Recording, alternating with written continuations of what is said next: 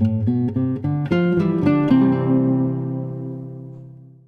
there, my name is Barbara Ash. We are at Whitnall Park Lutheran Church in Hales Corners, Wisconsin. Tell us a little bit about this, Sharon. Well, this log cabin has been sitting at my brother-in-law's house. I know it was my sister-in-law's great-great-grandfather's gift to his, I don't know if it was his wife or if it was before they were married. But at one point I thought she's a great-great-grandparent, and I don't know if we really have the century right or not. All right. So. Well, it's a lovely little piece of handcraft. It is a homemade, line by line. These are all hand carved, log cabin. But the exciting part is on the inside top cover is a photograph of this great-great-grandmother. Normally these were made as gifts from the man to the women as kind of an engagement gift. It's all some of the first velvet that was ever made, and on the inside she could put it up like this and then hide her little treasures inside. But he made it like a log cabin, which makes us believe that possibly he was going to build her a log cabin also. Value like this almost falls into what's called folk art today. This would be very desirable on the market for people. Not only do they love log cabins, but it has a surprise on the inside of the lady's photograph. If this came up for sale, most likely the price would be about $250. Okay, well, that's wonderful. Thank you. Thank you. Thank you for bringing it.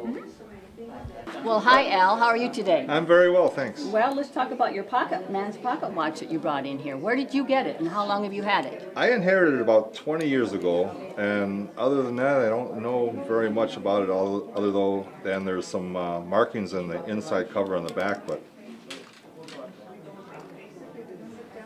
This was the only timepiece, that the household had. The man would take it out in the morning, put it into his pocket, and close it up. But at night, he'd open the back up like this. As you know, the back does come open. right. There you go. And then on his night table, he actually would set it up like this. Oh, okay. And that's what's so exciting about pocket watches. All sizes. The larger one, of course, is the man's, and there was many smaller ladies' pocket watches also, or vest watches. This has a nice porcelain face, but again, only gold filled. It is an Elgin. Condition is a little bit poor, Al. Value-wise, if this came off the market, about $200. Okay, great. Thank you very much. You're welcome very much. Thanks for bringing it in. Evelyn, well, hello, how are you today? I'm fine today. Well, you brought us a cookie jar, didn't you? Yes, I did. And has a kitty cat on top. Yes. And I see, but from the markings on the bottom, that it is a McCoy. And how did you get it, and how long ago? In 1989, my daughter sent this to me from Burley as a Christmas present. She said it was an antique. All right. So I'm here to see, is it really an antique? Yes, well, an antique technically has to be about 100 years old. This is called a collectible. It's McCoy make many ceramic items, but cookie jars were their biggest seller. And this has a lot of crazing. I don't know if you can see on the inside of it, but the black and crazing webbing is called sometimes. That means that there's breakage within the glaze itself. So be careful if you ever wash it, not to immerse it completely in water. It's somewhat of a cross collectible because there are many people that love kitty cats, and they would like it for that reason alone. But because it's a cookie jar, the coloring, but crazing is somewhat of a detriment to value now, all right? If I saw this on the market, the value on this is about $200. Really? Yes. Even with that, now if it was in more perfect condition, it'd even be higher. Oh my goodness. Yes. Good for you. Okay. All right, there you are. Thank you very much. All right, bye-bye. Hi, Bonnie. How are you today? Very good, thank you. Well, you brought us a pretty bowl, haven't you? Now, tell me a little bit about it. Well, this bowl has been in the family for many years. It was my grandmother's bowl, passed down to my mother, and passed down to me. I have no idea how old the bowl is, All but right. Well, it's hand-painted Nippon, Nippon. It's from Japan, and Nippon is the Japanese word for Japan.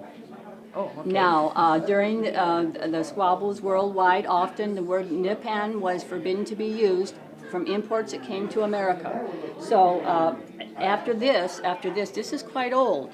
After this, it had to be printed on there or labeled or stenciled or even decaled. Made in Japan, made in occupied Japan, or just made in Japan, just Japan. But this proves how old your bowl is. This is about from 1890 through 1905.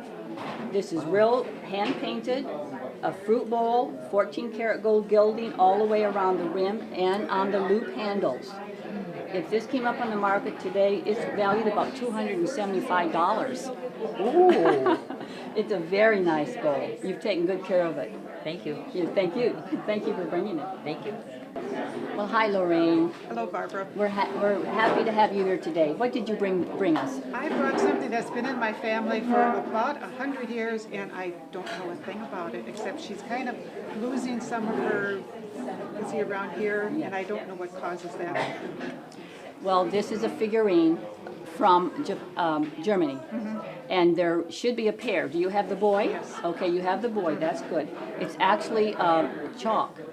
This is a chalk. They were made of chalk or plaster, and then of course other compositions that we won't go into right now. Okay. But again, the paint is coming, is flaking off. Value is the condition of the boy is good or moderate, About the like same. this. Bob's moderate.